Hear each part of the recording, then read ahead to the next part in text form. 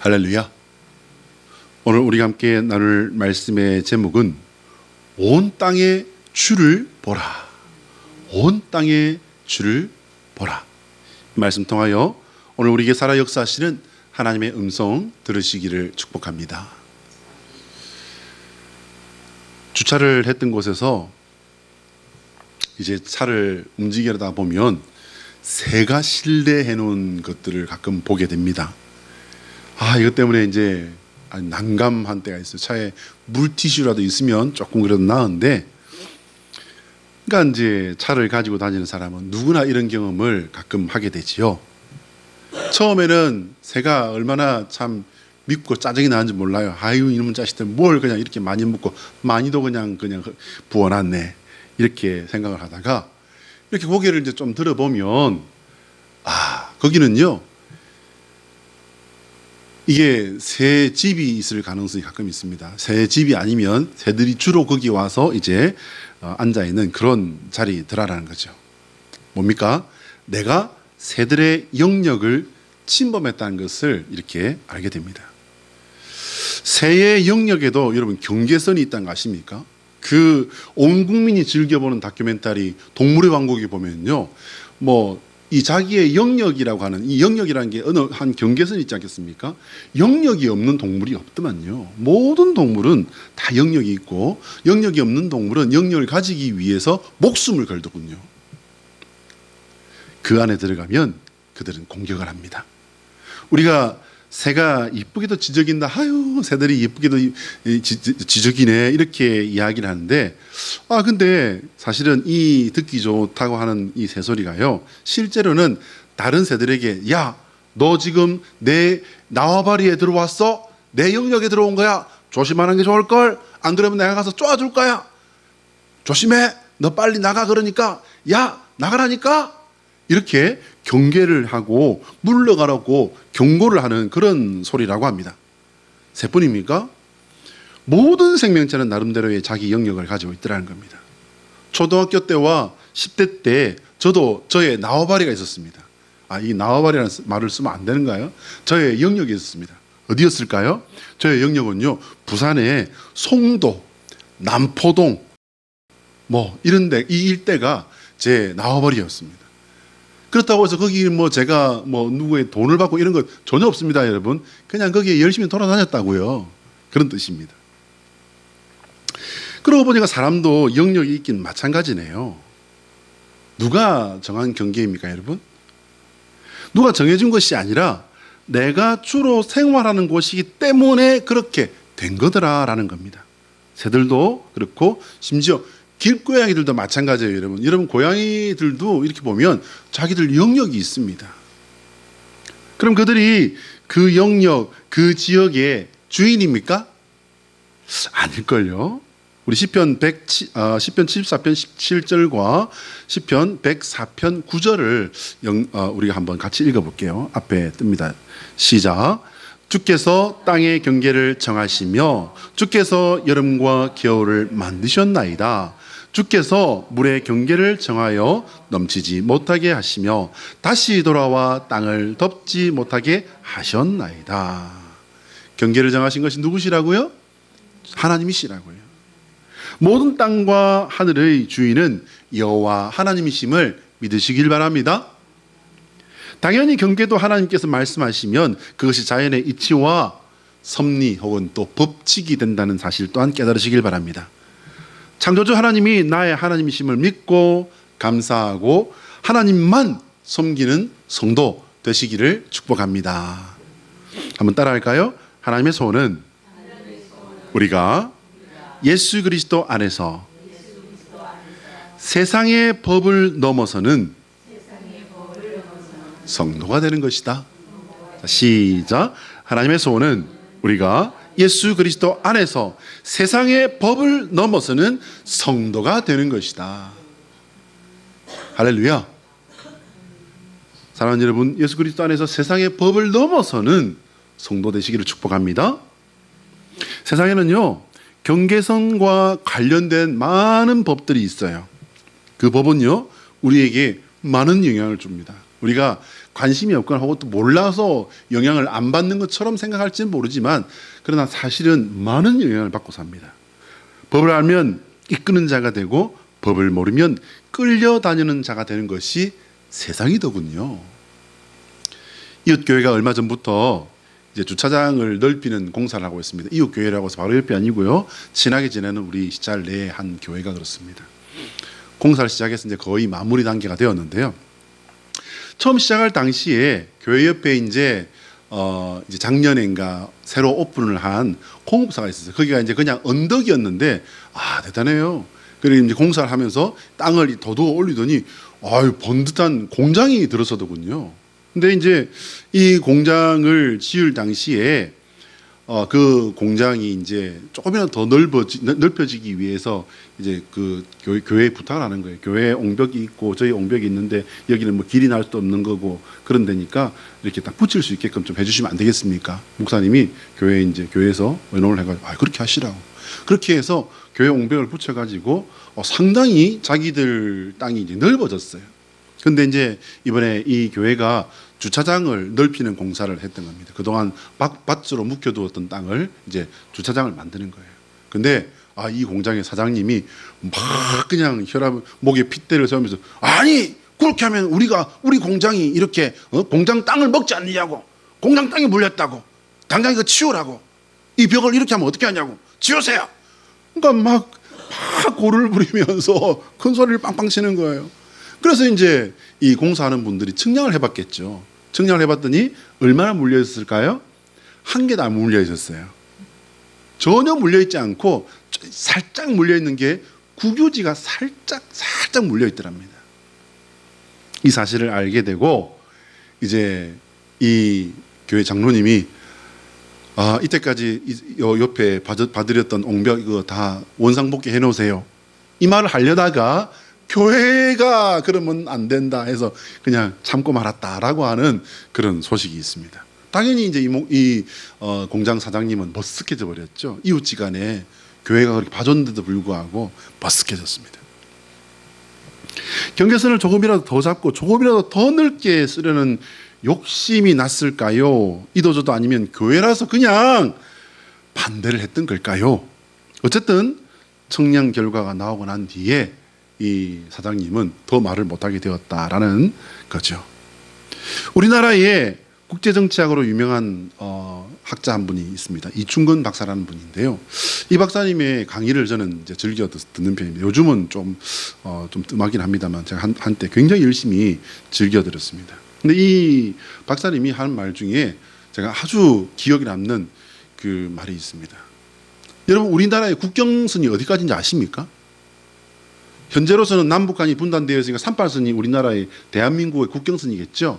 근데 여러분 한반도 전역이 우리나라의 헌법상의 그 영토이기 때문에 우리나라의 국경선 그러면 어디까지 됩니까? 백두산에 있는 저 이북 중국과의 국경선 거기가 사실상 국경선이 되겠죠. 근데 여러분 저는 그렇게 생각했거든요. 근데 이 국제정치학 학자는 그렇게 말을 합니다. 나라와 나라의 경계선에 대해서 말하자면은 사실은 엄밀히 따지자면 국경선, 경계선은 없습니다라고 말합니다. 국가 간에 그렇게 봐주기로 약속을 한 것이지 그렇게 선을 그은 적이 없다는 거예요. 참 재밌지 않습니까? 그 말 듣고 가만히 생각해 보니까 그 말이 더 맞는 것 같아. 이 말은 무슨 말이냐면요. 어떤 상황이 되면 그 약속이라는 것은 얼마든지 언제든지 없어져 버릴 수 있다라는 말입니다. 여러분 우리나라 지도를 한번 보실까요? 우리나라 지도 보시면요. 어쩜 저렇게 귀엽고도 멋지게 생겼는지 몰라. 우리가 저런 땅에 산다고? 멋지잖아요? 근데 여러분 저렇게 생겼다고 해서 저 노란 선을 전부 우리가 일일이 돈을 들여서 그어 놓은 건 아니에요, 여러분. 맞지 않습니까? 저것이 국가 간에 정해놓은 약속의 선이라고 할 수 있을 겁니다. 그나마 여러분 우리나라가 힘이 있으면은요 저 선은 지켜지는 거예요. 그러나 우리나라가 힘이 없으면 저 선은요 언제든지 무시되어지고 지워지는 게 정도가 아니라요 다 어떻게 돼요? 힘 있는 나라의 잡아먹힐 수가 있습니다. 에이, 21세기 대명천지에 어디? 여러분, 아닙니다. 아닙니다. 지금 그런 일이 벌어졌기 때문에 전쟁이 나고 수많은 사람들이 지금 목숨을 잃으면서 싸우고 있잖아요, 지금. 오늘 우리가 읽었던 본문은요, 경계선과 관련된 이스라엘의 옛날 고대 시대라고 하면 고대 시대인 그때에 있었던 이스라엘의 역사입니다. 하나님께서 오늘 여호수아에게 명령해서 이제 본격적으로 가나안 땅으로 들어가는 거예요. 하나님께서는 이스라엘 백성을 요단강을 건너라 말씀하시며 요단강 물을 한 곳에 멈춰 세우시는 역사를 일으키십니다. 여러분, 이거 어디서 본 것 같지 않으세요? 네. 이것은 출애굽기 14장에 기록되어 있는 홍해를 모세를 통해서 하나님께서 홍해를 건너게 하신 그 사건과 아주 닮아 있습니다. 야, 혹시 그러면 이게 너무 이 긴 세월이 흐르다 보니까 그 사건과 이 사건이 이렇게 중복되어 원래는 하나인데 이게 전승되다가 잘못된 거 아니냐라고 말하는 사람도 있을 수 있을 것 같아요. 근데 그게 아니라는 겁니다. 출애굽기 14장에 기록된 홍해 사건, 너무 닮아 있는 사건입니다. 그래서 제가 이 두 사건을 곰곰이 생각하고 비교를 해봤습니다. 홍해를 건넌 사건과 지금 요단강을 건넌 이 사건에 공통점이 있을까? 있습니다, 여러분. 있더라고요. 뭘까요? 그것은 바로 하나님께서 앞장서 이끄셨다. 그게 첫 번째예요. 두 번째는요, 역사의 경계를 그어 주셨다. 역사의 경계를 그어 주신 거예요. 한번 여러분 잘 들어보세요. 홍해를 통해 애굽에서 노예의 역사를 끊고 이제 자유민의 역사를 하나님께서 시작하신 거예요. 하나님 백성의 역사를 시작하신 거예요. 이해되시면 아멘? 그리고 요단강을 건너는 사건을 통해서 광야의 불순종의 역사를 끊어버린 겁니다. 패배주의에 노예로 430년을 사는 동안에 그 패배주의에 물들고, 그리고 그 애굽이라는 나라에 그 수많은 발달된 문명에 물들고, 발달된 문명과 함께 뭐가 들어왔습니까? 애굽의 타락한 문명에 찌든 거예요. 그러니 하나님께서 하시는 말씀들이 하나님의 말씀을 들렸겠습니까? 하나님께서 권능의 지팡이를 앞세워 세우신 그 모세가 지도자로 보였겠습니까? 불순종의 세대는 다 지나가고 하나님께서 새로운 순종의 세대, 새로운 세대를 일으키셔서 하나님께서 이제 불순종의 역사를 끊어주는 그 역사를 하나님께서 경계선을 그어 주신 것입니다. 여러분, 출애굽의 경로를 표시한 지도를 한번 우리 참고해 보시면 이것은 아주 뚜렷해져 버립니다. 여러분, 이 지도를 보십니까? 파란 선이 이제 출애굽에서 내려온 선입니다. 그리고 빨간 선이 뺑글뺑글 돌아간 선이에요. 근데 그 선이 이제 저쪽 모서리에 있는 여기가 이스라엘이지 않습니까? 거기를 들어가는데, 여러분, 왜 이렇게 들어가면 될 줄 알았다가 뺑글뺑글 돌아서 하필은 왜 이렇게 들어갑니까? 왜 그렇게 들어갔죠? 하나님만 아시겠지요 라고 말하면 저는 할 말은 없습니다. 근데 여러분, 이것을 우리가 생각을 해봐야 돼요. 그냥 사해 밑으로 이렇게 쭉 들어가면요, 훨씬 가깝습니다. 그뿐만 아닙니다, 여러분. 지금 이렇게 뱅글뱅글 돌았잖아요. 몇 년을? 40년을. 이렇게 가면은요, 천천히 가도 2주면 가요, 2주. 아주 그냥 천천히 가다 쉬었다가 며칠 그냥 햄도 구워 먹고 야영도 좀 하고 이렇게 가면요, 그렇게 가면 뭐 한 달이면은 뒤집어 쓴다 그러잖아요. 근데 왜 저 난리를 쳤을까요, 여러분? 왜? 하나님은 일부러 걷게 하신 거예요. 이스라엘 백성들이 애굽에서 살면서 너무 잘 먹어서 당뇨가 생겨가지고 걷게 하신 걸까요? 아닙니다, 여러분. 영적 당뇨가 생긴 거예요. 교만과 불순종이에요. 그 기름을 빼고 하나님께서는 그걸 빼야 살아날 수 있는 길이 있기 때문에 하나님은 걷게 하신 거예요. 그리고 이제 요단강을 건너게 하신 것도 하나님은 의도적으로 그 길을 건너가게 하신 겁니다. 오늘 바탕 화면은요, 실제 이스라엘 요단강 모습을 제가 한 3컷 준비해 봤습니다. 이렇게 보시면요, 자, 이게 이제 오늘 바탕 화면이에요. 요 옆에 길이 있습니다. 커요, 안 커요? 강이 별로 안 크죠? 두 번째 볼까요? 이 보시면요. 이 보세요. 그냥 뭐 웬만한 소도시에 흐르는 개천 정도밖에 안 됩니다. 다음 보시면요. 네. 그냥 개울 정도밖에 안 됩니다. 저 시내가 저 강이라고 하기도 조금 멋쩍은데요. 되게 넘쳐나면은 물론 실개천도 넘쳐나면 무섭습니다, 여러분. 그렇잖아요. 물론 이게 이제 헐몬산에서 이제 봄에 흘러 내려올 때에는 굉장히 위험할 수 있겠죠. 위험하겠죠. 그러나 여러분 이런 강이 수심 1000m나 되는 홍해 바다하고 같겠습니까? 여러분 문제는요 그게 아니에요. 수심 1000m의 홍해 바다가 갈라졌느냐 아니면 실개천 같은 요단강변이 갈라졌느냐 그게 문제가 아니라요 갈라진 게 문제라는 사실을 여러분 깨달으시길 바랍니다.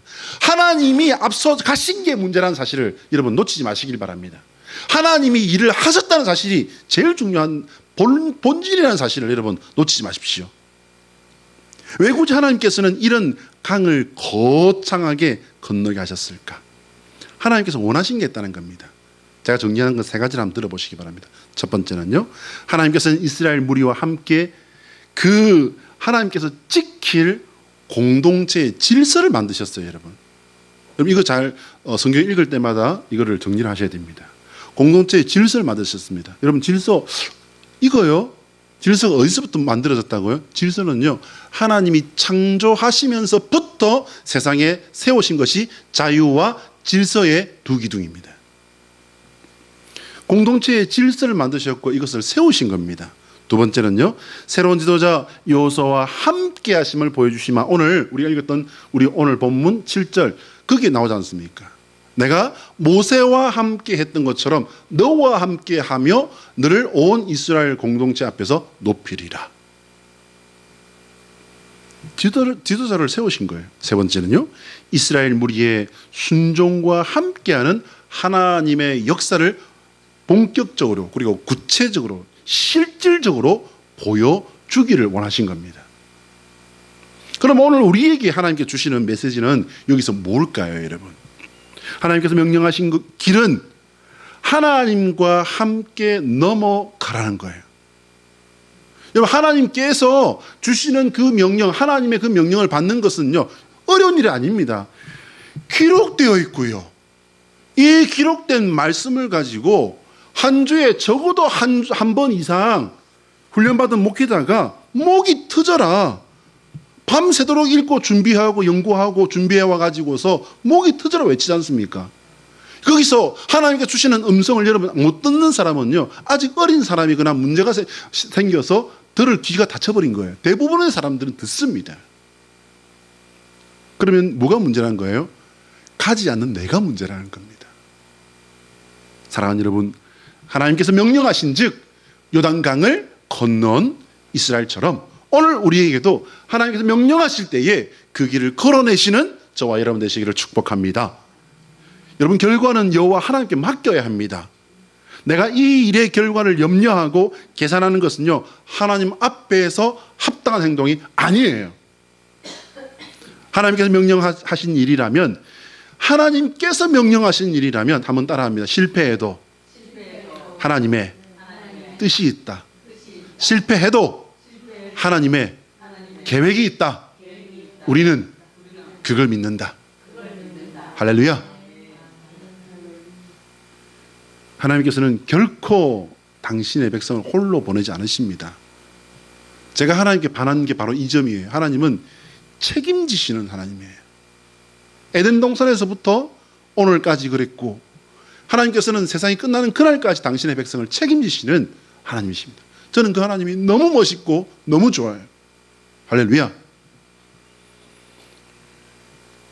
오늘 이스라엘 백성이 요단강을 건널 때에도 가장 먼저 요단강에 들어선 것이 누구신가요? 하나님이십니다, 여러분. 하나님의 언약궤가 하나님의 언약궤를 맨 그 제사장들의 발바닥에 물에 닿자 역사가 일어나 버리잖아요. 어떻게 해요? 하나님께서 하신 겁니다. 13절이죠. 자, 이제 문제를 봅시다. 저들은 하나님께서 주신 명령에 순종해서 요단강을 건넜습니다. 그런데 이것은 그냥 단순한 무조건 믿습니다 하는 무조건이야 믿음이 아니에요, 여러분. 오늘 우리 가나안에 대표적인 7개 종족들이 이름이 이제 거론되고 있습니다. 우리 10절 보시면은요. 또 말하되 살아계신 하나님이 너희 가운데에 계시사 가나안 족속과 헷 족속과 히위 족속과 브리스 족속과 기르가스 족속과 아모리 족속과 여부스 족속을 너희 앞에서 반드시 쫓아내실 줄을 이것으로 너희가 알리라. 이거 진짜 무시무시한 말입니다. 이 말씀을 누가 할 수 있느냐면요, 역사의 주관자이신 하나님 아니면 할 수가 없는 말입니다. 온 세상 천지 만물의 주인이 아니면 할 수 없는 말이 이 말씀입니다. 할렐루야. 이들은요, 오래전부터 수천 년 전부터 이 지역에 살았다고 봐야 돼요. 가나안 땅의 토착민들이에요, 여러분. 더군다나 이들은요, 큰 성을 가지고 있었습니다. 아이성도 그랬고 여리고성도 그랬고 아주 견고하고 잘 지어진 좋은 성을 가지고 있었습니다. 뿐만 아니라요, 이스라엘 백성들은 무기를 뭘 갖고 있었어요? 이스라엘 백성들은 몽둥이밖에 없어요. 몽둥이. 장군들 말고는 칼을 가진 사람이 없었습니다. 다 그냥 농부들이었어요. 그냥 노동자들이었습니다. 그런데 지금 뭘 하러 간다고요? 전쟁을 하러 간다고요. 그들에게는요, 철기 문명이 있었던 것으로 알려져 있습니다. 여러분, 그냥 이 청동 문화 이런 것도 아니에요. 철기예요, 철기. 세상의 관점으로 본다면요, 이스라엘은 명백한 침략자들입니다. 에이, 그래도 목사님 이스라엘인데, 이스라엘이라도 침략자는 침략자죠. 잘 들어보세요. 수백 수천 년 동안 그 자리에서 털을 닦고 살아오던 이들을 쳐들어가서 쫓아낸 겁니다. 이건 침략자 맞지요? 이스라엘 사람들에게 이 역사에 대해서 물어보면 그럼 그들은 어떻게 대답을 할까요? 이스라엘 사람들의 대답은 다를 것입니다. 그들에게는 그들이 받은 정당성이 있어요. 무슨 말이냐면요, 오늘 본문 11절과 13절에 여호와 하나님께서 누구시라고 말씀하십니까? 온 땅의 주라고 말씀하십니다. 온 땅의 주. 좀 더 정확하게 말씀드리자면 온 세상의 진짜 주인은 여호와 하나님이시다라는 뜻입니다. 할렐루야. 여러분, 창세기 1장 1절 시작. 태초에 하나님이 천지를 창조하시니라. 여러분, 히브리어가 나오려고 하신 거죠. 베레시트 바라 엘로힘, 이거 나오시려고 한 거죠. 그러니까 한국말이 잘 안 되신 거죠. 창세기 1장 1절 좋은 말 할 때 시작. 태초에 하나님이 천지를 창조하시니라. 할렐루야. 여기서 끝나버린 거예요, 여러분. 여기서 모든 건 끝나버린 거예요.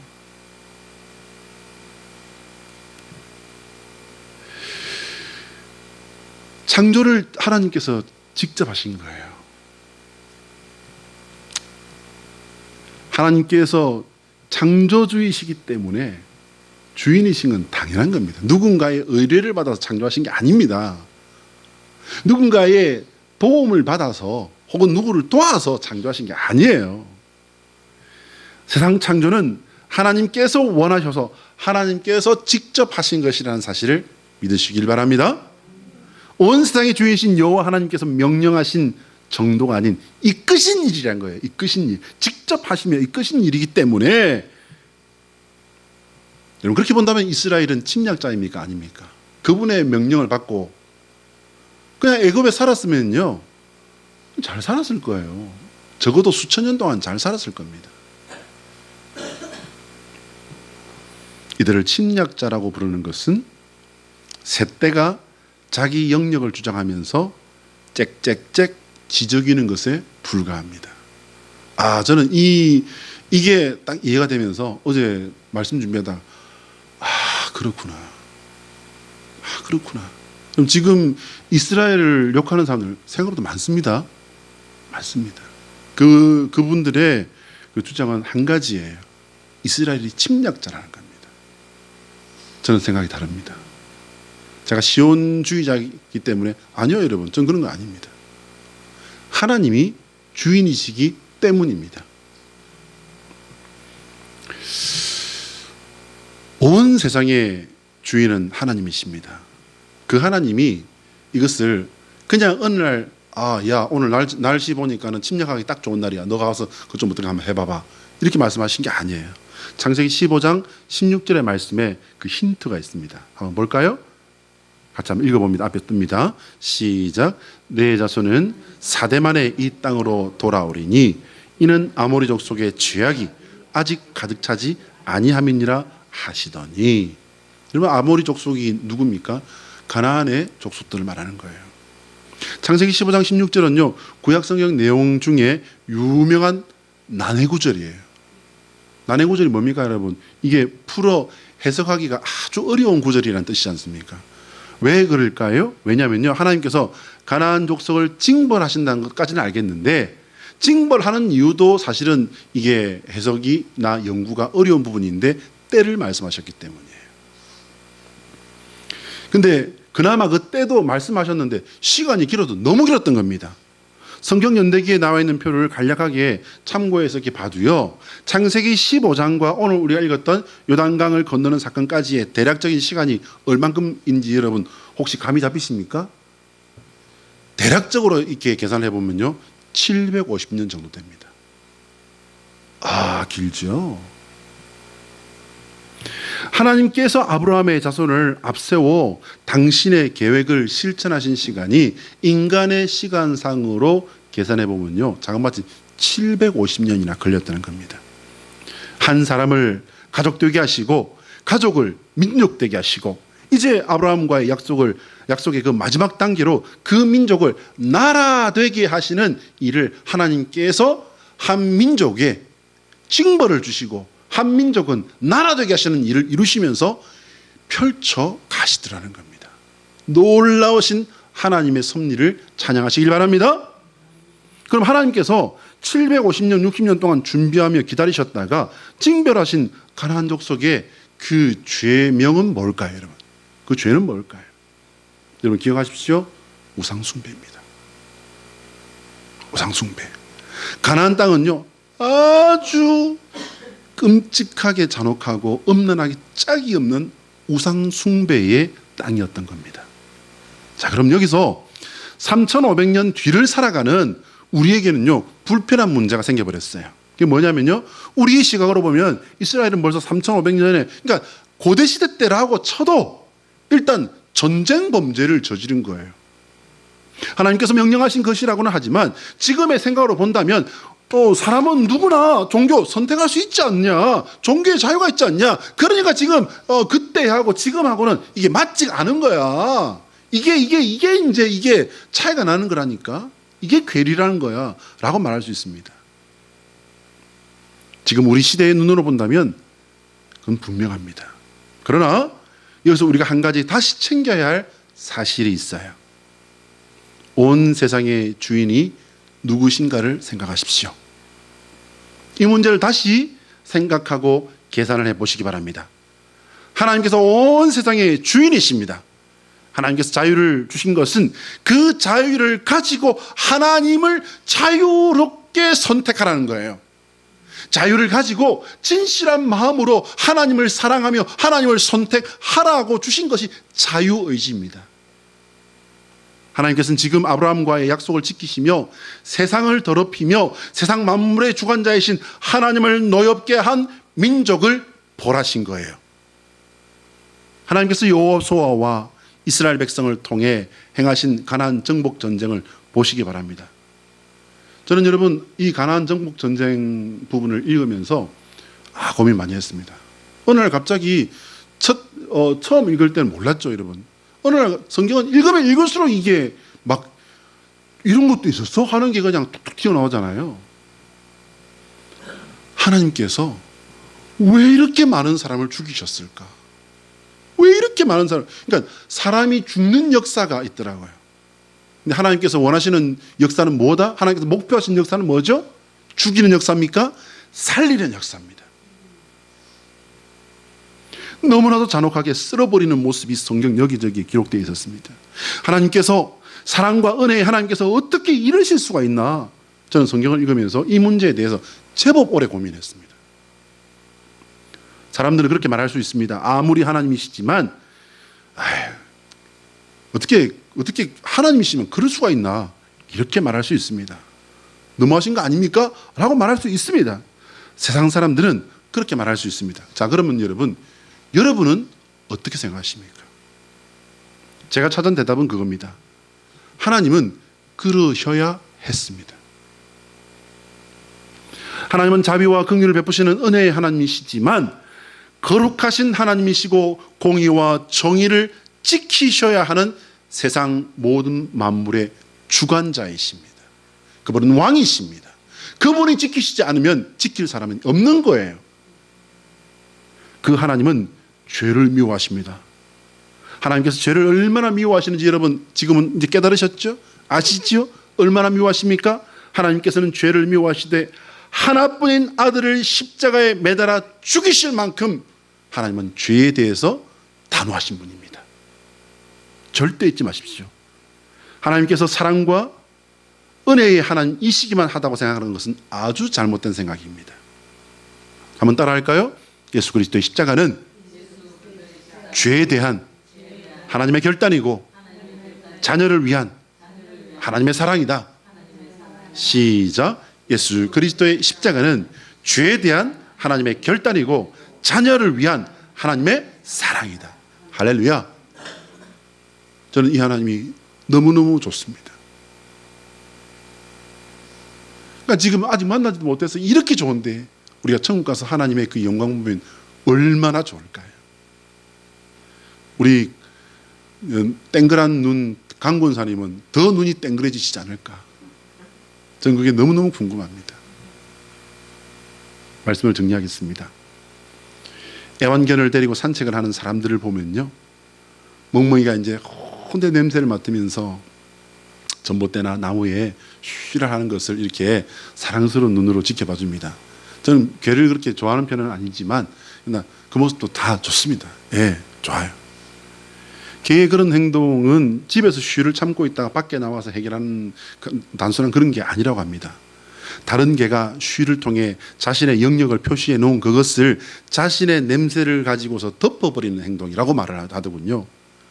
자, 그러면 여러분, 거기가 누구의 땅입니까? 사람들의 땅입니다. 아, 그게 맞는 답일까요? 땡. 그러나 개에게는요, 사람들의 땅, 대한민국, 국유지 이런 거 아무 상관없습니다. 그냥 자기의 영역입니다. 시유지, 국유지, 누구의 소유 이런 거는요, 개에게는 아무 상관없어요. 그럼 사람은요? 사람은 상관 있죠? 예, 상관 있죠. 그 땅은 등기부 등본에 적혀 있는 사람의 것이다? 맞습니까, 여러분? 맞기도 하지만 틀린 게 더 크지 않을까요? 추수감사주일에 감사에 대한 그건 없고, 왜 목사님 영역이고 새똥에다가 개 오줌에다가 뭐 하시는 겁니까? 밥도 먹어야 되는데. 세상 모든 만물의 주인이시오 주관자이신 그분을 따라야만 제대로 된 삶을 뿌리고 헛되지 않은 결실을 맺을 수 있기 때문입니다. 인생의 헛됨을 사람은 과연 여러분 죽는 순간에만 알게 되는 걸까요? 어떻게 생각하십니까? 왜 사람의 나이 50세를 지천명이라고 했을까요? 공자가 50 나이에 하늘의 뜻을 깨달았다라고 해서 만들어진 이 지천명이라는 뜻이 왜 50 나이에 사람에게 붙여질까요, 여러분? 최소한 그 나이 되면 세상의 이치를 깨닫고 이제 인생의 허무함을 조금은 안다라는 뜻은 아닐까요? 그래서 이제 그 나이 되면은 남자, 여자를 불문하고 갱년기 우울증이 오고 빈둥지 증후군이 오고 하는 게 아니겠습니까? 여러분 깨어나시기 바랍니다. 깨어나시기 바랍니다. 믿음으로 깨어나시기 바랍니다. 예수님의 이름으로 깨어나시기 바랍니다.